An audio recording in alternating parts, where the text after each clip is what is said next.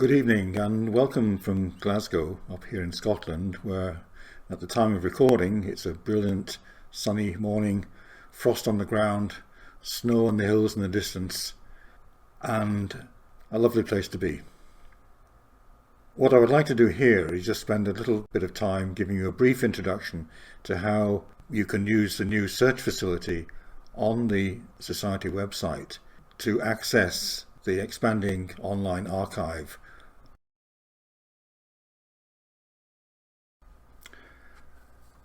So once you've logged into the members area of the Society website, you should see an extended list of additional facilities available to members in the menu column on the left hand side, and here it's shown in an expanded view. Of particular interest, and highlighted by the two arrows here, are the library resources and the magazine archive, and these are the resources which contain most of the information which may be of interest in your family history research, although the other sections might be useful as well. If you click on the library resources, for example, you'll see a long list of the various items under different categories that are held within the Society archives and which have now been scanned, or mostly scanned, into a form which you can view, and you can actually click on any one of these items and see what is included in there. Well, that's great, of course, but there's thousands, literally thousands of pages of information here. How do you know if there's anything of interest to you? And if so, where is it? And here's just one example of what you might see if you click on any of these particular items. This one just happens to be the title page and one of the pages selected from an issue of the Oddfellows Society annual magazine, of which there were multiple issues over the years, and which the Society has copies of, and these have now been scanned. But you can see, and this is just one page on the right hand side, of what will typically be 30 odd pages in each different issue of closely packed information with names, dates, other additional information, which might be just the information you're looking for, but how on earth do you find it, or even know that it's there in the archives? Because at the moment, or at least prior to recently, these archives were not indexed or searchable.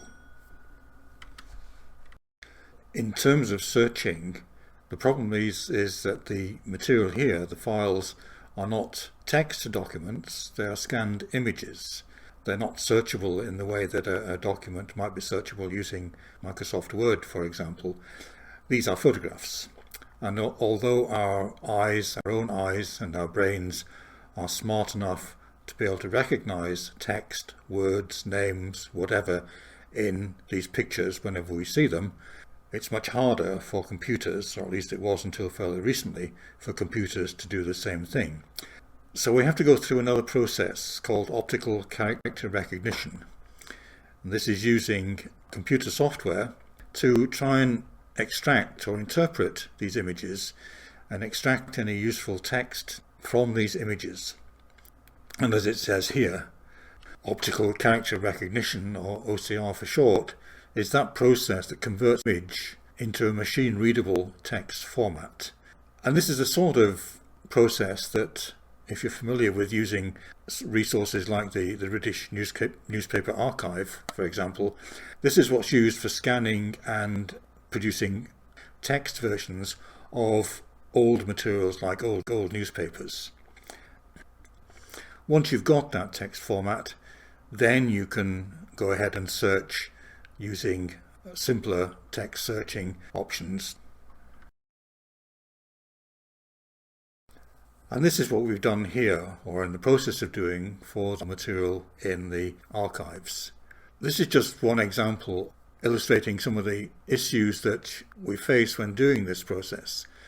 Those of you familiar with using the British Newspaper Archive, for example, will have seen how sometimes the conversion of the image to text can be very idiosyncratic for all sorts of reasons. The text can be quite fuzzy because of the quality of the original material, poor resolution, poor alignment of the material, unusual fonts used in the printing errors in the original document, some letters coming out more faded than others. And in addition, stuff that isn't text in the photos, images in the document, which we will recognize as not being text at all, but the machine might like to try and interpret as text. And this all causes problems for OCR. And this is an example of just a very small section of one of the documents. I think it was a page from the Oddfellows 1927 report. You can see in the case like this, where the text is fuzzy, is poorly aligned, has faded letters and things in various places, you can see it's not perfect, but most of the text is appearing. You can see there are still mistakes, errors, where some of the letters, some of the text is poor quality, and it's the sort of thing you will see in the British Newspaper Archive and other places. They face the same problems, and you just have to live with it. But that's just a bit of technical background, and just me actually giving my excuses if the results of your search aren't quite as perfect as you think they ought to be. So with that caveat in mind, let's see what happens when you do actually try to use the system now to search the archives for something which might be of interest to you. Going back to the members menu on the website page, right at the bottom you'll see an option to search the archives, and when you click on that, that will take you to another page which will give you a link to the actual search page itself, and that'll show up on the next slide. So when you follow the link to the search page, you'll get a simple page like this with just a box in which you can type in the words, the text, the names, whatever you want to put in to search through the archives.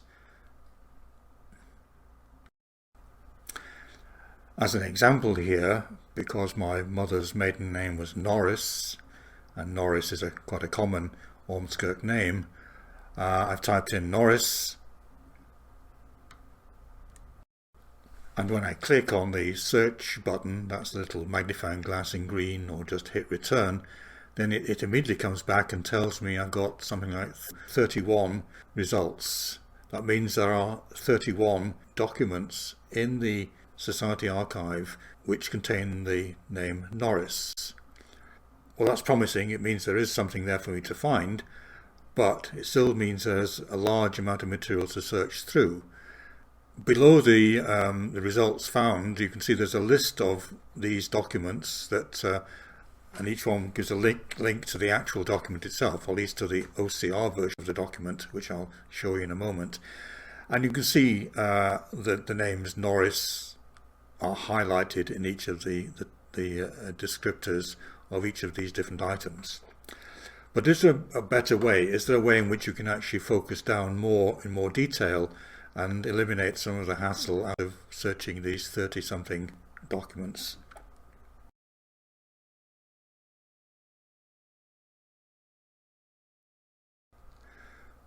Well, we could try and cut down the search error a little bit by adding another word or another name.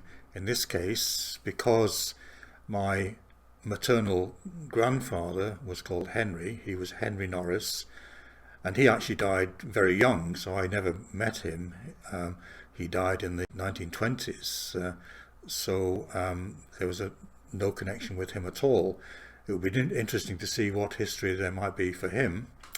And if you search for Henry Norris, you can see it actually gives me 29 results, which is not a very vast improvement. That's gone from 31 for Norris alone down to 29 for Henry Norris. But if you look down the list of hits at the bottom here, you'll see that that's because this is finding documents that not just contain the name Henry Norris, documents which contain both the name Henry somewhere in the document and the name Norris somewhere in the document. not necessarily together. So this is actually not cutting down the search area very much, because the names, both names Henry and Norris, are quite common. So we really need to do more. You'll notice in here that one of the options for searching is all words, which is why it's found all the documents which contain Henry and Norris. We can actually be a little bit smarter and click on an option to ask for the exact phrase, and I'll show you what happens then.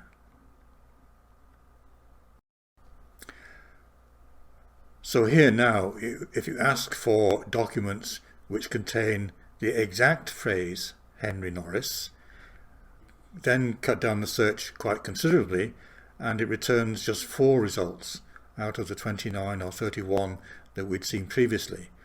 And that's a more manageable number to begin searching or getting details from. And just an example, one of these 4 hits relates to the Oddfellows annual report of 1926. And let's see what that leads us to.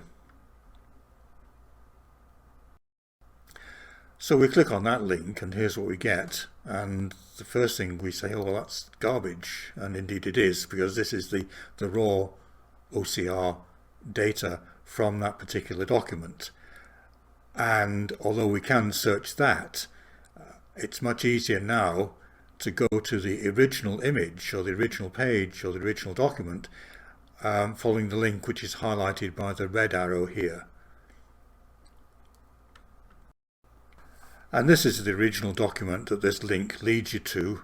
We now know that somewhere in this document there is the name Henry Norris.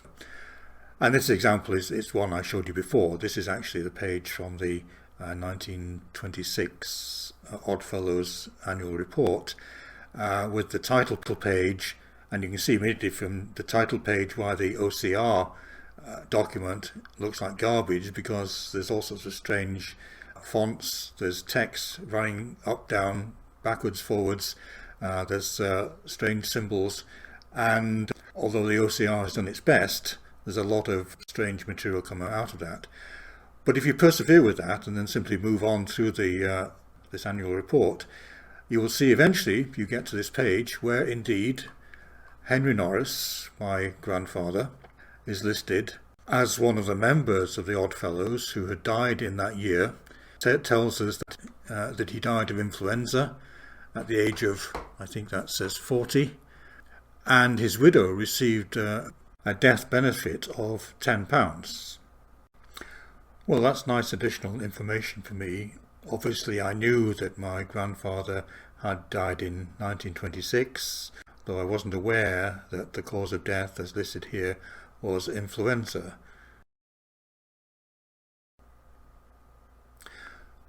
What about some of the other hits for Henry Norris? If we go back to the original search results page, you'll see that lower down, 4th in the list, is a link to a gallery page. And if you click on the link to that page, this is what you get. This is actually some material that I added some time ago, so clearly I knew about it all already, but it's one of the entries in the gallery covering some aspects of my family history, and in this case a picture of Sarah Norris, that is the wife of Henry Norris, who died young, but she is the lady who was left a single parent in the middle of the 1920s to raise 3 children. And I remember her in the old cottage in Altys Lane in Ormskirk, where I was actually born, but moved on very soon afterwards. But we used to visit Nanny Norris, as we called her. This is a picture of me and my sister taken round about 1948, so I'm 3 or 4 years old, my sister's about 2 years old. Clearly I've grown up a bit since then, and it's nice that it comes up now when we can search the archives, and other people can do the same thing for their own families. So that's it, just a very brief introduction to the new search facility on the website for the archives. Just try it. enjoy it, play with it, you can't break it, and just see what you find. If you've got any suggestions for further developments, then please let us know. If you've got any problems with the search facility or with logging on or any other aspects of the website, then please contact me. The email address is given there, and we'll do what we can. Meanwhile, enjoy the rest of the meeting.